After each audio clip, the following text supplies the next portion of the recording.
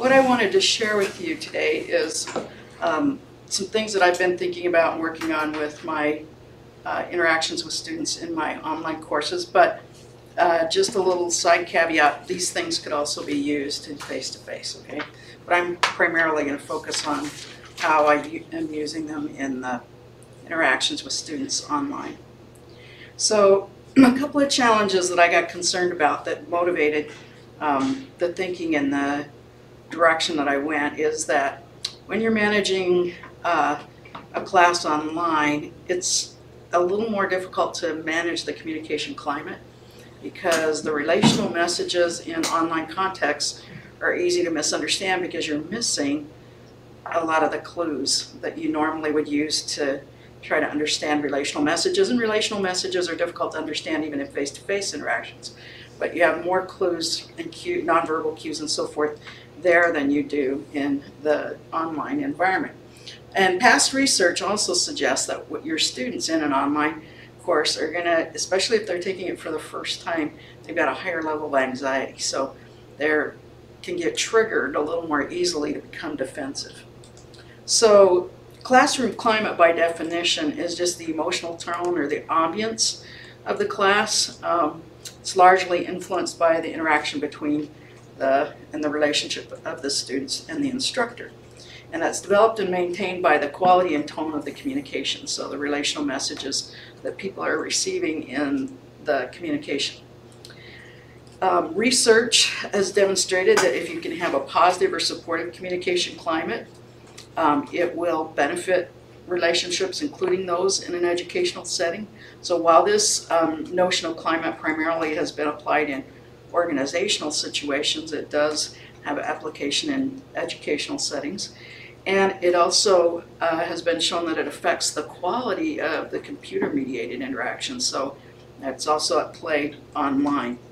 So maintaining a positive, supportive climate can reduce feelings of defensiveness, and it increases your chances for civil and productive communication. So you want to have it, something you want to have, right? So I had two particular areas that I decided I wanted to try to work a little harder on climate with. One was occasionally, I'm sure no one else has ever had this problem, but these emails show up and your initial gut reaction to the email is that the student is angry at you or is being disrespectful or critical of what's going on in the class, and feel initially sort of a gut reaction is a sense of defensiveness. And that can really color the tone of your response back to the student, and it can exacerbate the interactions, and you can continue with an ongoing and downward spiraling set of emails if you're not careful. So the other concern that I had was how to provide more supportive feedback on assignments, and so those are the two challenges that I was working on when I started this. And I initially developed a sense that I could use a particular skill that I had been teaching in my interpersonal and intercultural classes in dealing with emails. And so that was the first thing that I started to work on. And so one of the things that I realized that I had to keep reminding myself when I got those emails was that I may not be accurately perceiving the message because I didn't have the relational cues to help me to get the relational meaning, and that I perhaps would be missing some information that would make that relational meaning more clear, and that it would be a good idea to clarify what the intent of the message really was, because I might be overreacting to something. So I wanted to kind of stop myself and make sure I knew what was going on before I responded. So there is a communication skill called perception checking that I started applying in responding to emails. Now, this perception checking is something that generally is taught for face-to-face interactions, but it's really hard to do, and so very few people use it because you have to have a lot of self-discipline to engage in it, and you have to really be mindful of your communication. But the nice thing about email is it's a lot easier since you can you know, do an initial gut reaction if you want even, and then pull back and rethink it. So it's much easier to discipline yourself to apply it in the emails. And so I've been getting some good practice. Not as much as probably I should have, but I've been getting occasional practices with students that have some interesting emails. So this is basically a 3-step process, and it's designed to verify understanding. It can also be used, ironically, to also verify that people are understanding you. But today we're going to focus on verifying our own understanding. It is a good way to get clarifications, and it's a way to get information with a minimal loss of face risk. So you're, you know, pretty safe. It's very unlikely you're going to trigger defensiveness if you do this. And because they don't hear your paralanguage in the email, it's even easier to use it in email than face-to-face, because one of the tricky things with using this process in a face-to-face interaction is you have to stay super focused on, I'm trying to get information, because if you don't, your paralanguage will send a relational message sometimes that you are feeling a little defensive. So you have to be super careful. But in the online communication, it's even a little easier. So there are 3 steps, and they're fairly simple. The trickiest of the 3 is the first one, and that is you begin with a descriptive statement. And the tricky part of this is you have to make sure that in that statement there's absolutely no judgmental kind of wording or information. It's got to be objective. Basically what you want to do is give a very factual statement about what your sense has received. Okay? The second step is to provide 2 possible interpretations, and the third step is just to get clarification or feedback. So I have an example for you. So this is a fictitious email from a student who got a low grade on a paper. The majority of the points were lost due to it being only 4 of the required 8 pages and the improperly formatted APA-style citations and references. I'm sure that's not happened in any of your classes. So the student says, "Hi, I'm shocked at the grade you gave me on my paper. I think you're being unfair and that your expectations are unrealistic for this level of class and for the number of points that this assignment is worth. I would respectfully request that you reconsider the grade you gave me, as I don't want my past success at UWM to be ruined by this class." Okay? So first thing that you have to do is you have to figure out what's the real issue. And for me, the real issue here is I think the grade was unfair. So that's what I'm going to perception check. And so this is how I would apply the 3 steps to do the perception checking. So step 1, when I give the descriptive statement, I'm going to write, in your email you write that, and I'm going to actually take a quote right out of the email. So I extracted a quote right out of the email. So that's not, I'm not adding any judgment, that's exactly what was said, okay? Step 2, I'm going to give 2 possible interpretations. Are you concerned about the 15 points I deducted because the paper was only 4 pages long instead of 8? Did you feel it was unfair of me to take 10 points off your grade because the citations and references were not properly formatted? You know, can you help me understand what part of the grading you felt was unfair? Okay? So what I'm trying to do with this is open a dialogue with the student. And when I've done this before, a couple of different outcomes have occurred. One is I sometimes immediately get an apology. I think I was a little too strong in that email. Even though I haven't said anything about the tone, I often get an apology. And the second thing that happens is that sometimes I get some information that I can't even imagine was part of the background of the context for the email. For example, I may find out that what the student was really upset about was the 0 that was on one part that they thought they'd done, and it was just an error on my part. So that's something that's easily resolvable, but would be a big problem if we'd argued about it and been, you know, defensive with each other about it for 2 or 3 emails. So it takes care of the problem right away. So it either helps me get more information, or it helps at least to resolve a lot of the negative emotions that the student might be experiencing. And sometimes there are no negative emotions. The student was just tired and didn't write the email very carefully. So So that's one of the things that I've been working on. And so this is, I would, offer this as a good option for dealing with these kinds of situations. It can be used with colleagues as well. So it diffuses things. Do you ever have students just not write back after this? Where you kind of lay it out and then they're just like, No, okay. No, they always write back. Okay. Yeah, they always write back because they feel like I'm trying to figure it out. Yeah. I'm trying to understand them. Okay. And so they always write back. Okay. Is their next email, if the first one you perceived as a little bit upset or aggressive, does the tone that It's you always perceive diffused. change? Okay. It's always diffused. So, and usually it's a lot more clear so I know specifically what's really triggering it. Yeah. So, yeah, it's worked great. And I feel successful because I'm finally able to take this really tough and important communication skill and actually be successful at it. And the practice that I'm getting on doing it online is also making it easier for me to stop myself in face-to-face interactions. So it's kind of cool. All right, so go ahead. You said, you mentioned paralanguage. Could you just clarify? Yeah, paralanguage is the tone of voice. So like if I said, I'm going to go back real quick.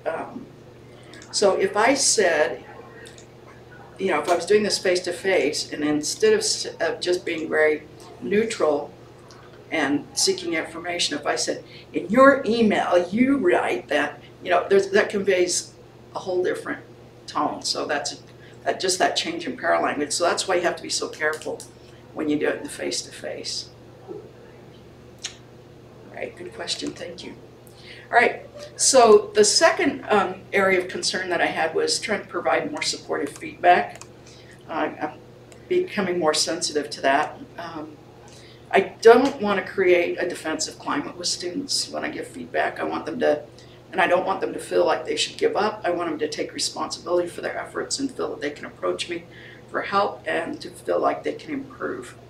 And so I was in a workshop over here, and we were talking about some different things, and all of a sudden I realized that there's a model that we had in communication that if I applied in providing feedback, I might be able to have more control on the climate. And so I want to introduce that to you. It is the model that talks about confirming messages versus disconfirming messages. It comes from Gibb in 1961.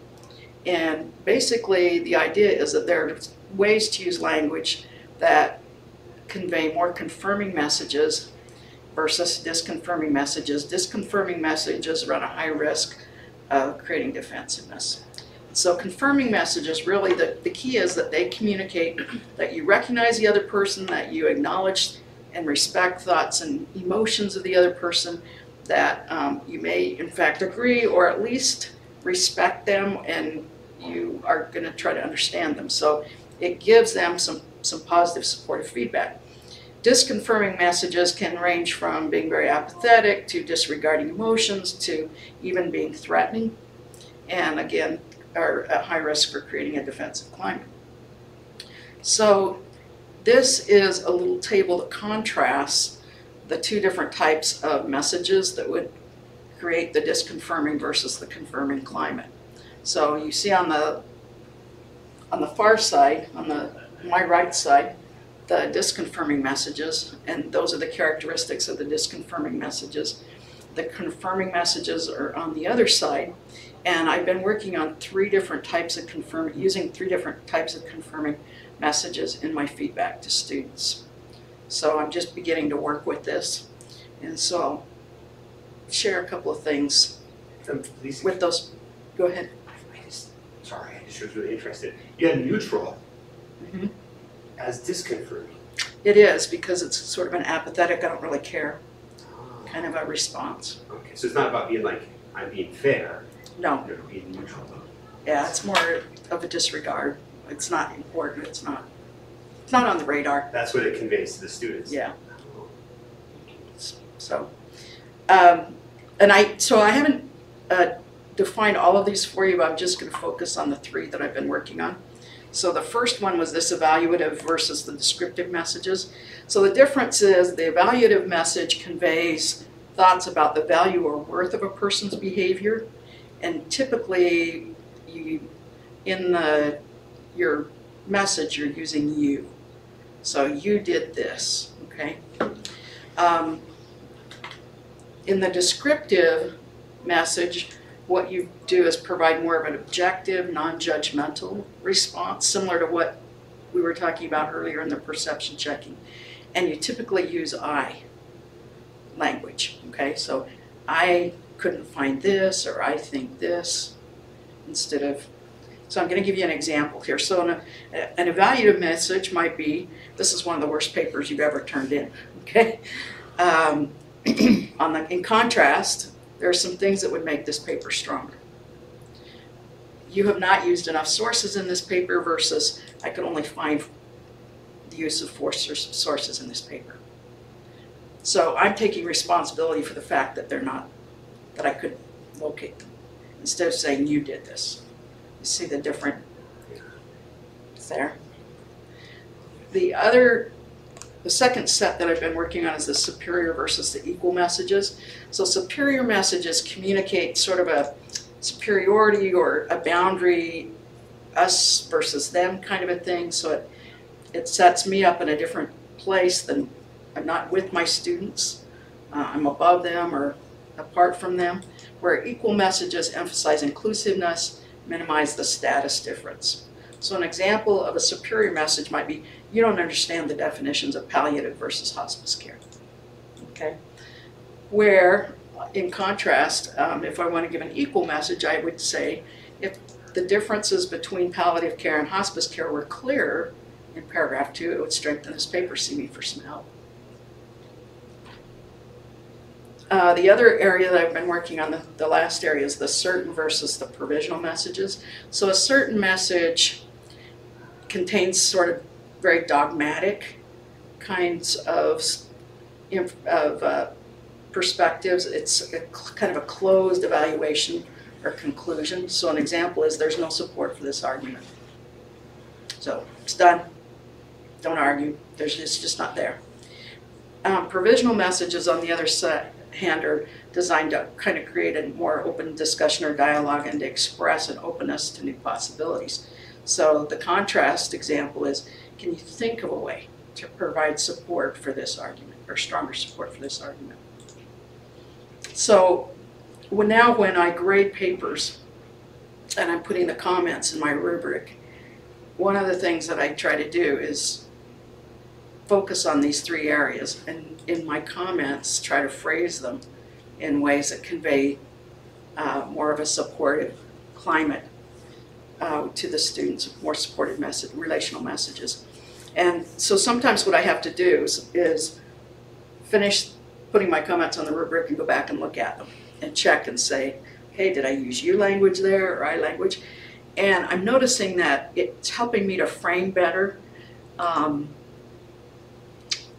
that information that I want the student to understand about the paper, but in a way that I'm not saying, you know, this is terrible, or, you know, why did you do this? But more, this is what would have helped, and, you know, this is all it needed, kind of a thing. So I feel like it's giving them a better opportunity, but I don't know for sure. There's no research to really support this. So that's my next step, is I'm going to now start to see whether I can get a sense of how much difference this is making.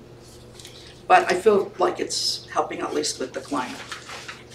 So I wanted to share that with you, and I will end just by emphasizing that our words have power. And so making little adjustments may have big consequences, of course. Any questions, or? Go ahead. You go.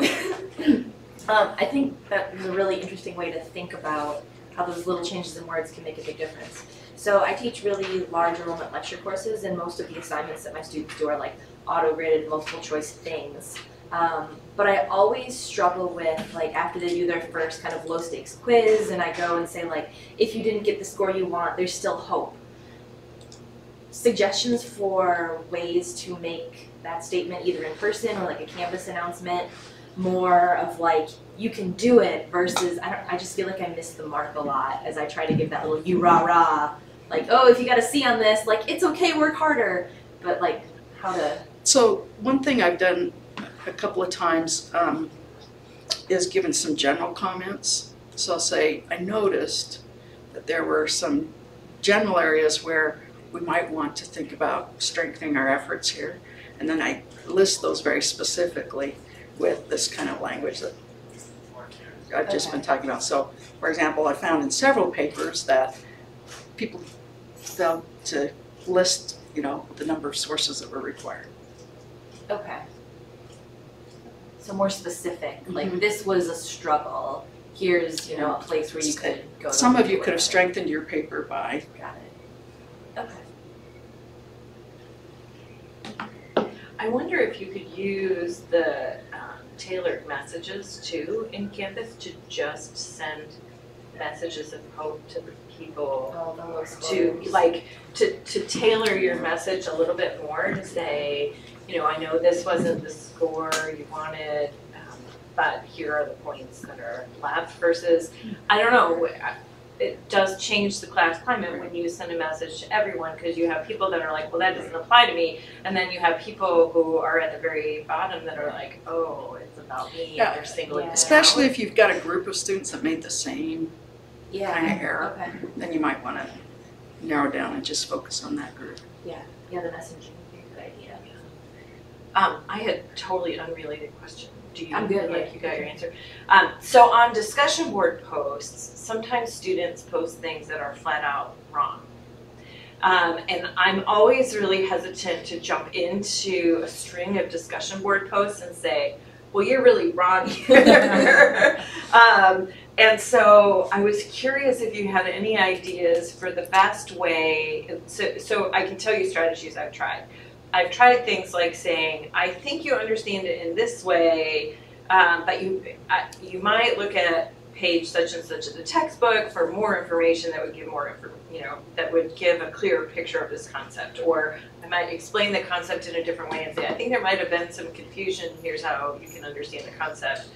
Sometimes I'll just send an individual email to the student, but then their post still stays on. But I'll send an individual message saying, you might want to go back and revise your post so it's not as face-threatening.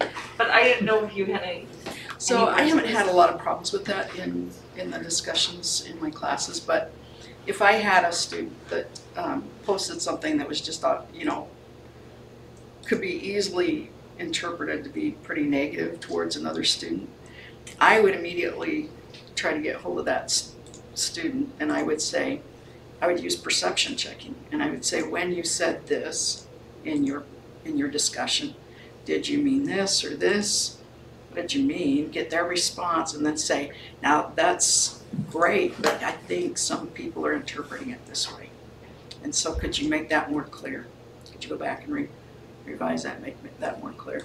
Yeah. I guess I'm more concerned about totally wrong information. Because I don't want other people to read those posts and I've had learn the concept wrong. Yeah. But on the other hand, and even in face-to-face classes, when you say, that's an interesting way of thinking about that. Could there be maybe a better application or a better example? Or, so I try to get through it through questions, but it still seems face-threatening. So when I've had that in the discussions, what I generally have done is just at the end of the discussion, when I post let the students know that I've graded it and so forth, I always have some general comments. And if there's a concept that was dealt with in, a manner that makes it possibly confusing for other students, and I clarify it there. I haven't felt like it was going to do the student a whole lot of good to go ahead and correct it online or in the discussion, because a lot of times the other students aren't reading the posts anyway. And so I figure if that student could misunderstand it, there's the possibility that a lot of others are, so then I clarify for everybody. And in classes, what I try to do is say, okay, that's an interesting perspective. Does anyone else have others? And then I said, here's the way I've been thinking about it, and that seems to be supported in this part of our text, something like that. Yeah, that's tricky, kind of gracefully dealing with a wrong answer in class. But using the I language, I think, is one of the big keys. Instead of saying you, I don't think you're understanding this, say, you know, I was looking at it in a different way. Yeah, or like, maybe I didn't make it clear. Let's go back here, look at this again, and then post the Which is same still the thing. I language format. Right, In the face-to-face you're talking about, right? Face-to-face. yeah. And I always feel like it's trite, but I do know that other students comment on it, like, thank you for speaking out, and that's really interesting perspective. I maybe this is wrong, but you could tell me, because you guys are looking. But like, I really appreciate that perspective, but I wonder if, you know, maybe we could look at it this other way too, and would that be something that we could consider? And again, this is usually history that I'm doing it in, so it's kind of like, you know, they're just looking at the interpretation wrong, and I'm really kind of helping them see different pathways. But I guess I start out with something affirmative, like, oh, thanks for bringing that up, or thanks for commenting on. And so maybe that's, I know, is that something that, or is that just that compliment sandwich that seems trite, that it is trite, I don't but know. I mean, I'm not a student very often, so you forget what it is to be a student. So it's always trying to put yourself back in their place and think about. Well, I think the thing that we have to remember all the time is that people are in the class with their public face on. Yeah. And as much as we can, we want to try to avoid, you know, causing a face threat. But if somebody said to you, you know, this historical event happened in 1900 and it was really like 1685, right. you would have to say, well, thank you so much. Is there, but maybe you're, I don't know how you Maybe would. you have this confused with another event. Yeah. This event actually happened. And usually there's something like they're thinking of. You try to make that connection, like you said, like, oh, you might be thinking of this, right? Like, I try to make it like, oh, it was just a simple error versus like you totally didn't know at all. I make it seem like I assume that you knew, but you just misspoke. And it's saving face. Because the comment I get when I do this a lot, and I remember focusing on this in my last class, they were saying, oh man, he always like, he's really kind. He always, you know, if I make a mistake, I don't feel like I'm going to be undermined. And the other ones were like, oh, he's so easy on the idiots in the class. And so, and I was like, well, that's kind of what I was going for. I wanted you to be able to speak. So I was like, oh, that was kind of, but I always feel trite doing it. Like I always feel like I'm obviously giving them the compliment sandwich, but maybe I'm, you know, I'm probably doing it. In the first semester after I finished my PhD, I was teaching a nonverbal communication class, and I had a student that was allowed to be in the class, and I think that's the best way to frame it, but was very mentally ill. And so he would make comments on a regular basis, but they had nothing to do with what was going on, and so I got a lot of practice face saving that semester until he was told he could no longer come to class by the campus police. But I had one more question. Sorry, I don't want. You were talking about this. Is there, like with these emails, is there other like strategies, especially in an online setting? Because like you said, that, you know, the paralanguage can be negative. right. I've heard the word paralanguage can be negative when we're in a face-to-face, but it can also be really positive, right? Like when somebody makes a boneheaded statement, you can be encouraging in just your verbal and your non-verbal communication. What other strategies do you have to like help with online communication? So if I want somebody to know what the emotion is that I'm feeling, you know, positive emotion, then I am going to either be very explicit and give you know, say that we use in language. So I'm going to say, makes me really happy that you would think of it this way. yes. I think this is very smart, very intelligent that you would do it this way. But I also might use some emojis. Yeah. So expressing that in statement. Because they're not, you know, I need to give them some clues, right? Some to my emotions. I might say even I really jumped up and went, yeah, when I saw this. Just to kind of let them know that, hey, that's what you're thinking, and then when you have the middle part of the sandwich. Because sometimes if you're too neutral, you're doing as much damage as if you're negative. Awesome. Well, thank you so much. Can I ask one more question, or do you? No, I totally whatever you all want to do. So I think it's so interesting that you're working on this positive framing about how you can improve and asking questions, and I have been really trying to do that. it with a concerted effort. And then the feedback that I got on my evaluations was similar to your email about, well, you're too hard. You expect too much because you're always telling me what else I can do better, even when I do a really good job. And I'm very careful to call out, like, you did this very well. Here are 3 or 4 things I really like about your paper. Here's one thing you can do that would really push it forward. Do you get those kind of comments? I haven't How do you had that very much, but if I did, I would perception check it to see what it is specifically that is giving them that Yeah. Well, and it's indication, hard and then I would be able to clarify it. Yeah, it's hard on anonymous evaluations because you can't say, well, could you tell me what assignment? Because What are the you thing, if anything, I've learned teaching, you can, we have a tendency to just think we really are very accurate in our interpretations, but you can be so far off. Yeah. And there can be so many factors that are at play that you're not aware of. And, there's so many times that I've had situations where I realized, okay, I had no clue this was going on, and no wonder a student was interpreting it this way. So that's why I've just really started to think about how to do perception checking as much as I can. I love that. I mean, it takes an extra email, but it probably stops a whole string of angry emails. If I'd have learned this a little bit earlier, I probably would have handled a situation more quickly that was difficult. I got accused of being racist. And the student didn't even know what I looked like because it was in an online environment, and didn't know that I teach intercultural communication. And if anything, I'm hypersensitive to try not to do that, right? And so I was able to get it resolved, but I think if I'd applied the perception checking immediately as a way of trying to get more information about where this was coming from, I would have probably diffused it faster. And we were able to diffuse it and got it worked out, but I would have been able to move faster if I applied perception checking. So, Well, thank you so much. right, thank you. Well, I want to make this useful for you. So we were going to talk about Inbox and then some other stuff in Canvas. Is there anything anything about Inbox you'd like to talk about, or something about communication in Canvas that you're specifically interested in? And I can focus on that, or Ed and Kathy can help out too. And is there anything that just kind of like you're really curious about? It's not related to Canvas at all. It's maybe an observation. I think it is so interesting that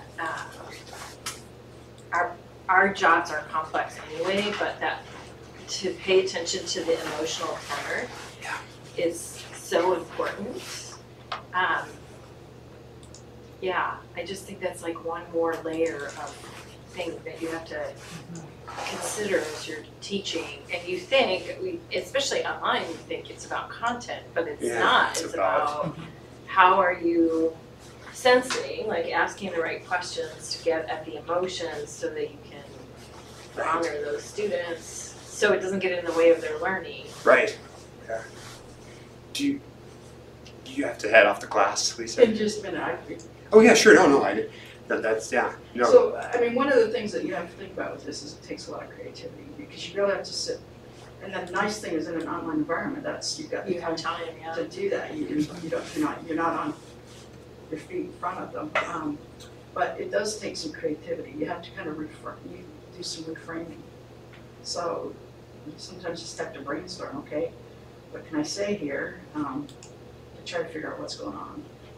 Cool. In a way that's respectful to the student.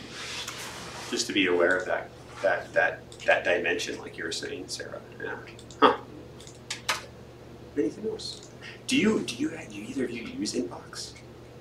I do. Yeah. I think I shared this last semester. I was trying to be a really good instructor and message students who didn't do an assignment on time but still could do it for less credit. And I got into trouble because I selected to send to all students who hadn't submitted, which seemed like the right thing, but I really needed to send it to all students who hadn't been graded. Oh. So I sent a message to 200 students that had completed an assignment, who quickly noticed said message And I saw the first email come in and I was like, well, that's weird. And I looked and then like 5 more came and I just walked away from my desk. I was like, I need to take a lap because this is going to be bad. And then, so then I was like, okay, I need to send another message confirming that they had done it. And then the best was I got like 10 emails back from the second message that were like, thanks for checking. And I was just like, oh my God, never again. But you diffused it. But they thought you were proactive Yeah. then, because you went back in and checked and made sure they were okay. That's It was really terrible. It was like 50 messages in under an hour. And I was like, Wow. I want to cry. It was terrible. But the good point is that they're actually giving you messages. Yes. That's true. And they're I reading it. learned an important lesson to look and see if you're sending it to the 15 people who didn't do it or the 200 people who had. Because it populates their names Right. before you send the message. I just didn't pay attention. It was terrifying. There were a couple cool things that Ed came out with. When we're talking about the inbox. One is if you change the nickname of the course, Yes. that's the nickname that appears on the list of courses. So if you have like courses that are all kind of named the same, and you're like, which course is this? If you have a nickname for these courses, that's the one that'll show up on the inbox list. So that's cool. But then if you get your inbox messages forwarded to your email, it doesn't pick the nickname. Oh, it doesn't. It picks a different It does the original name. name. Yeah, That's interesting. So the forwarding feature. it's a little sketchy. There you go. The course has to be published for you to use Inbox, but you can publish it and then unpublish it at the beginning of the semester. That was another cool. Or you could just make a blank module. Or you could. Oh. As long as there's something in the course. Oh yeah. So you can just have it published, but then have a blank module, so that it doesn't matter, or have everything unpublished. All right. And what was the other one? Oh, blind carbon copy. So if you send it, That's Minkowski. or that's Bukowski, sorry. Yes. So if you Can't take if you don't select this, they see everybody that it gets sent to. Ooh, but it auto does that if you're going from grades. Well, if you're going from grades. Yes. Yes. But You if go you're from going the here. Yeah. But If you're like anybody who has a here, 0 on this, it auto does that. Right. To Okay. protect you from yourself. that's good. Yeah. But if you're doing it from here, Yeah. then you select like everybody, and then you just do a message. Yeah. Hi. But you don't select this, then it doesn't. Then everyone gets a message. Like they see And everyone's. then there's like Everyone reply got all it, yeah. options and Mhm. things. Right. But this is then a BCC, so then everyone just sees it sent to them. That was cool. And notifications. You do not get a. What was it? You don't get the email that In you your- send out Okay. unless you change your notifications. So you don't get an email sent to UWM Right. unless you change the notifications. To include yourself. Yeah. So changing notifications, we go to notifications, and then it's under conversations. Conversations. Yeah. Right there, conversations created by me.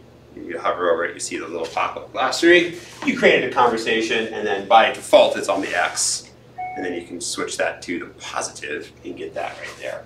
So those are the tips and tricks I have a on. question for you, Lane. So Yes. in Gradebook, when you make a personal note to the student, you can get a copy of that, but when it shows up for you and for the student, it only shows part of it, and then they have to click back to the Canvas site. Say that one more time. So if I were to go into grades and make a little note, Lane, you're brilliant, you did a fantastic job on this. Yes. I get a notification that I put something in the gradebook to you if you have your settings set, Right. but it truncates it, Oh, right? So in order to see the whole message, you have to go back into gradebook into that student. Is there a way to default it so you can get the whole message in Oh, your that's email, interesting. so you don't have to go Yeah. back? Because I'll get things like somebody updated a message when I get those reports, but then if 12 students put a note in Gradebook, I have to go into each student, and sometimes they just say thanks or I'm submitting this, which seems like a waste of time to go back and forth. But Are those that's- like so the that's- assignment comments? Yeah, the That's what I'm assignment thinking. comment. Is that, and that's like you get a daily summary for those? Yeah. And I wonder if you might switched it to you get it right when it happens. I wonder if that would happen. Because the daily summary just gives you a Oh. digest. Okay, And then if, I suppose because it's just gonna truncate everything to make it fit, yeah, to give you an idea, because that's how those they all just look like it's a truncated list, Yeah, right? it's just a But if you, reminder. so if yeah, I do it as an individual, immediately. yeah, I would try that and see if that helps, because if it's, yeah, just on that one. Yeah, so I just had a bunch of these because my TAs had their settings weird, and so anytime students put a comment in, the whole one showed up when I got one email per thing. Per thing. And then it even gives you a link, so you could go straight to that one. Right, So which one is so that? maybe it's because I've got it on a daily digest. Yeah, Right. that could be. It's gonna give you just a quick list of everything that's happening. But The even mission- when I put like an announcement in and I email that out, you only get part of the announcement, then you have to. No, you should get the whole announcement. Yeah. Unless it's a daily summary. But even on my daily digest, I see my whole TA's things that go out. Yeah, that's weird. Can you show us some? Do you have a I don't computer? know. Maybe I'm wrong, maybe I'm remembering it. I could be wrong. It doesn't happen very Well, I often. really appreciate you bringing that up, though, Sarah, and I really appreciate you giving us that information. I might not be Calling you a liar. understanding your. No, I was really like, this was, as I was reading this, I was like, oh my goodness, like this was helping. As Lisa was talking about Oh, it, no, it's brilliant. It's I was like, great I mess the way this up she all the time. applied those Oh, concepts yeah. of theory. of just the different things that I could have done, like in different emails that have like gone sideways with students, like how I could have brought that back in. Because yeah, there's lots of emails that I've sent out that were neutral. Like I strive for neutrality, I think, but maybe not. But like I try to be like sounding like I'm not, irritated or frustrated, but it sounds cold. And I think that was one of the things that she was hitting on. That was so cool. Well, and I had a professor that would start every email with, "Thank you for your message." And so I often will start with, "Thank you for reaching out to me. And let me try to understand what's going on." Yeah. Especially if they're complaining about a TA. Okay, I like Thanks it. for It all letting me shows know up. about the You're right. situation. It's just the That's digest true, that yeah. you're showing up. So it's just the digest that's not showing up? Yeah. That's good to know though, just to kind of see how that works. So, I ditched the digest because it was nice to only get one email, but it felt incomplete that I was like, I want real-time updates of this. and what do you do with them? Do you archive them? Do you dump them? Like when you get those messages, I usually just archive them. you archive Yeah, I everything? just have Yeah. And it doesn't get too much, you just like, because you're just checking in, and Yeah. I think that's probably, I get added to so many different courses Yeah. that it just like I don't even read it, but now I think it right. You're like, I Yeah. haven't taught in Canvas for so long that I was checking at it much more frequently because I wanted to check in on the students, and so Yeah. that's really good.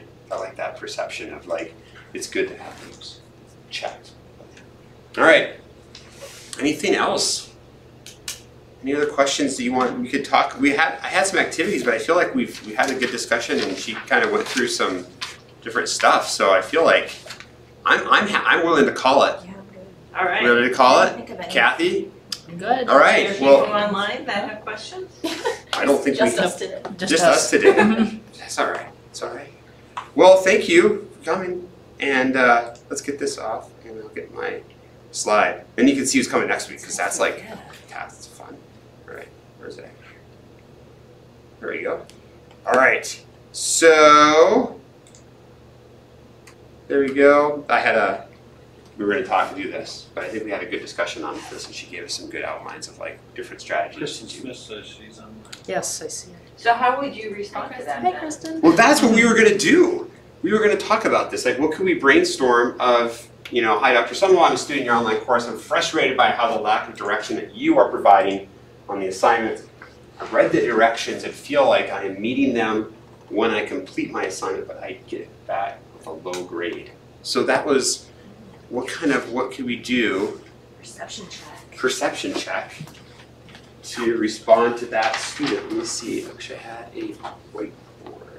I do have a whiteboard. So I might say something like, "Thank you for your email," because that's how I calm down. And then I guess I would say something like, Our first statement was the description. yeah, it sounds like, You say that you're frustrated well, by the lack of direction on the assignments. which is leading to your low grades. No, but that puts it onto you, your grades. So, um, You should start out with the description, right? right. So, How about I feel like you are frustrated by the lack of direction and also don't feel like your grade was a fair assessment of your work. So kind of repeating back what they said. So, Because then my clarification well- would be, do you maybe I understand. like, I don't, because there's two, it's ambiguous whether they're upset about the lack of direction or they just don't feel the grade is fair. But then those are the two questions. Right, Yeah, so that so- would be the two things, Mhm. the So, two interpretations. Do you, and then those two questions. okay, so I might say something like, thank you for your email. I am committed to your success and I want to make sure that you understand what you need to do to be successful. You indicated that the directions are frustrating for you. Is there a particular assignment or a particular direction that we can talk about? I don't know. About what you're supposed to be doing, or do you feel like you have followed the instructions and your grade does not reflect your work? Are you mad about directions or are you really mad about the grade? And maybe asking specifics on what directions weren't. Right. Right. So I want you to be Well, or- successful. Yeah. You're concerned about the directions. What directions weren't clear? Is that, or what was you? What, Except that they're not gonna know why the directions weren't clear. So, I mean, I guess you would have to say, could you let me know if it's this particular assignment or Mhm. which assignments that Maybe, you're yeah, which concerned assignment? about? And then, okay, yeah. And then you could go back to that assignment and figure out where they weren't earning the points to ask something like, were you concerned about not receiving the 10 points for completing an 8-page paper when you're supposed to 4 pages, or were you concerned about, right? Yeah, so maybe you would need to do multiple perception checks with this student. Like get information about, is this a specific assignment? And Right. then, you know, is there a specific assignment or just in general? I don't know what the next email looks like if they say just in general, you write bad instructions. Oh, right. So, and so, like the scripting, like we're describing what their concern. We're trying to describe their concern. We're concerned which assignment. You say that you're unclear as to the directions on an assignment, which assignment, and then interpretations. Which assignment and directions Right. were you specifically concerned about? Because I'm sure, like when I complete my assignment, I have my assignment. I feel like I didn't get the grade I wanted because those directions that you put out weren't clear, and so I got a bad grade because I thought I did this. Yeah. So like providing interpretations, which assignments and directions do you feel were unclear? Okay. Was it the 0 you got because you didn't do it on time? Right. Or was it the 50 you got on this one because you didn't do this section? See, but, so I know that's how she phrased it, and she phrased it as being neutral, but if I'm a student, That does feel a little bit sassy. I don't, yeah. Right. Yeah. No. Yeah. But it is really clarifying, you know. It is, yeah. Which part of this, Or maybe I noticed that you struggled in assignment A and assignment B. What part about those assignments did you feel was unclear? And how can we, or maybe what can we, What can I do? then clarification Oh, and okay. feedback, what can we do about that to improve it, or what can we do about What would instructions in help the you? future, or what would help you to do better on that? Would that, Maybe, yeah. I don't know. I mean, it's hard to do in live time, so at least having an email gives you space. right? But I like the direct, like descriptive, like trying to figure out what it is. I hear that you're having trouble with the directions on the assignments. Which directions and which assignments? So so first the descriptive, then the Right. interpretation, and then what can we do to clarify? What can we do? How can we improve this? Giving clarification and feedback. I think those were like Yeah. just kind of those steps. And maybe you're right. Like it couldn't seem confrontational, so it's important to have the thank you for the email, and I appreciate, or maybe I want to improve. I always want to improve as well. my course, the course, I want this to be impactful for you. Well, or sometimes I'll say something like, I'm really excited that you're being proactive, Ah. paying Oh, that's attention really to how you can improve. Okay, so in conflict, there are 3 goals. There's a self-presentation goal, how I want others to see me. Sure. There's the instrumental goal, which is what you want to accomplish. And then there's the relational goal. Do I want to maintain, de-escalate, or escalate this relationship? So in this case, with the student that you're going to have in class, you want to maintain that relationship. So in order to do that, you're going to have to attend to their instrumental goal, which is their low grade, but you also need to attend to that self-presentation goal of, I am competent and I'm a learner and you value me and you don't think I'm an idiot, right? And So So what were that's, those again? Just I'll write it down. I also like what Kristen Smith had a comment. She said, and I want to make sure I understand your concern, which I think is. Oh, so right. smart, Yes. super smart. Yeah, so there's instrumental, I just want to oh, sure. Mhm. yeah, because then you're really kind of showing, hey, I'm interested in what you're saying. Mhm. I'm not just trying to defend my grading in my assignment Right. practice, right? That's really, so That what we're, feels more empathetic than neutral. Mm. Yeah. yes, Like, I'm here with you.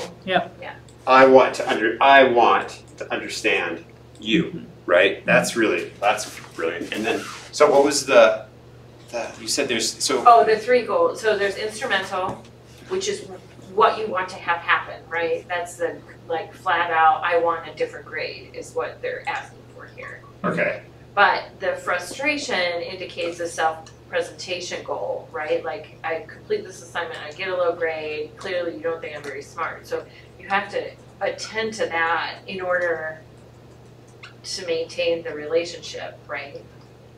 The relational goal is just, in this case, to continue. relationship. Yeah.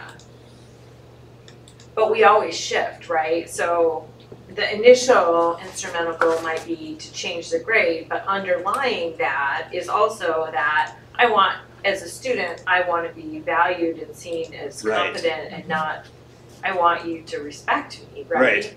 Even if I don't know, I'm learning, so help me learn. And that's where I think that I want to understand your concern. I'm interested in you. I'm not just giving you a judgment on your abilities. I want to strike up a relationship, Yeah. right? Well, and sometimes I'll think about Duckworth's research about grit, and so I might say something like, I want to understand your concern, and I realize you're working really hard in this class. Mhm. So what part of the directions could I change to help you be successful? Maybe that's the message. This feels like parenting tips too. No, for real. Built into this. Like the communication, I was like, this is what I try to do during tantrums right now. Yes. Like, empathy is better than neutral. So, yeah. Life is great. Yes. 10-year-old Come to work to get away from this. Oh my goodness. Well, thank you so much. I'm glad I put this on the board and we had a chance to review it because I came away with, I really understand the concern and then I love these that, three yeah. these 3 things and really trying to understand that. So